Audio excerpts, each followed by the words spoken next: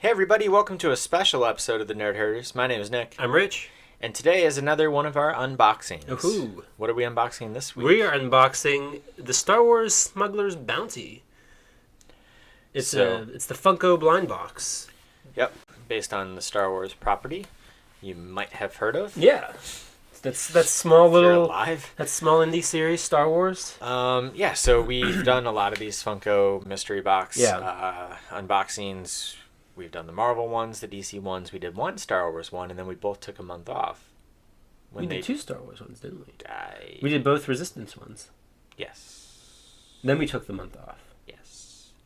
Yeah, we did the New Order and the Resistance. Mm-hmm. And then they did, what was the theme that we skipped? Cantina. The Cantina theme, which we were both like, I'm all set. Yeah. But there was some kind of cool stuff in there. It was okay. And then it was revealed that this month's theme was Bounty Hunters. Mm-hmm. And I'm a fan of those bounty hunters, and I was like, you know what? You got me. You were on the fence for a while on this one. I debated just because of the expense of 3 of these different types of boxes from Funko being out.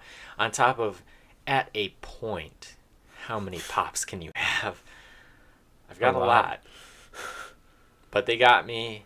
The next one's Jabba's Palace. We'll talk more about that in a minute. Okay. But let's go ahead and start opening up this month's box. So, if you're watching this box has been out for a while. I was on the fence until literally like 30 minutes before the last window. So I got shipped it a lot later than the early people who paid. So some people already know what's in here. Do you know? Have you seen it? I think I saw something that was in it. I don't know if I saw the whole thing, though. Okay, so let's go ahead and open it up. The first thing that we see here is what we have complained about with the other Star Wars boxes in comparison to the Marvel and DC boxes. Kind of a boring inside to the box. Yeah, right. I mean, it's not a big deal, but it's the little things that kind of add to it. Yeah. So the DC and Marvel ones usually have comic book print. This one doesn't. Oh well. So we have a patch. We do. Big surprise! We got a patch. Go ahead and leave that in there for the second. We have a Boba Fett patch, which looks cool. It's definitely one of the cooler looking patches. I like how it has his logo there, the Mandalorian logo. It's nice looking, and then we have a pin, as they always do. Yep. And this month's pin is Bosk, the lizard creature, who is one of my favorite characters in all of Star Wars that you know very little about. I just remember as a kid, it's just like all of a sudden above Darth Vader as he's pacing like, "Bring me Solo," and blah blah blah. There's a dinosaur with a gun, and I was like, that's the coolest thing I've ever seen in my life. So I've always been a big fan of him. I was really hoping that we would get a pop of him in here. There is one that exists. It's one of the earlier Star Wars ones. It's really hard to find. It's expensive to try and get online. So I was hoping maybe there'd be a new design, but I'm thinking that if there's a pin of it, probably not going to be a pop. That's not really how they do things. All right, opening up this part, we have a shirt. Stinking a look. Yeah. So we've got a shirt here. It's like pretty cool design. You got some bounty hunters. You got Zuckuss and Forlom and IG-88, all the classics. Bosk, Boba Fett, lets you know that he's Jango's clone / son, which is weird to be both of those things. I like the design of this. Yeah, it's cool. It's cool. You got the Star Wars bounty hunters logo. Yep.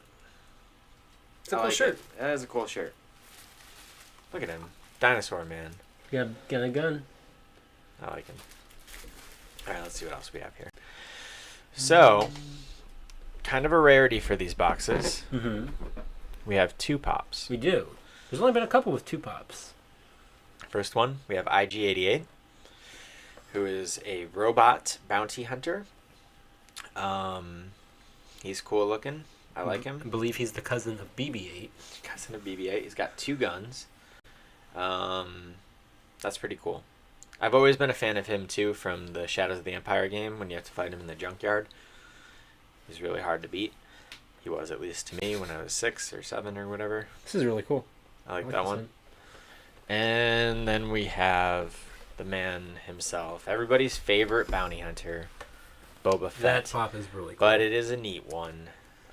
He is in a flying stance with his jetpack, and then all of the whatever... exhaust and flames and flames dust and It's a neat looking one. That one's cool. I wish I would have gotten this box just for that pop. It's a pretty nice Boba Fett pop. It really is. Yeah. And that's this month's box. So, it's cool. Yeah, I mean, everything in it I really like. I like the patch. I like the pin. I like the pops a lot. I think both pops are really cool.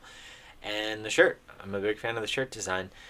So you're glad you went ahead with this? Yes. Cool. So next month, well, like I think that it feels a little bit light because it's just two pops. But really, when you think about it, like, it's $25, right, for the box. Yeah, so I mean, sure, the value is definitely there, and absolutely. They're both really cool pops. So I'm definitely satisfied with this Bounty Hunter box. Again, I wish the actual box was a little bit cooler, but it makes it easier to throw it away. Yeah. Which you still won't do. I've started. Really? One a week. Oh. In the recycling bin. Next month, or in 2 months, the next Star Wars box is going to be Jabba's Palace. We learned the theme. That could either be really cool or really lame. Yeah. I'm on the fence about it. I kind of want, like, the Rancor Pitmaster as a pop. Big fat guy. That could be cool. There is already a Rancor pop. Like, I don't know what we could get. We could just get the stupid band people from the special edition. That's true. We could get that dancing alien, that singer. Yeah. We could with their lips. There's a Jabba pop already, right? Yeah. You can get a big Jabba. Maybe it's a 6-inch Jabba. I don't know. But get the little R2D2 as a bartender. I don't know. What's the little creatures? Crumb? Yeah, you can get one of him. I don't know if that exists yet. If that doesn't exist, I guarantee you he will be part of it in some way, whether he's the pin or whatever.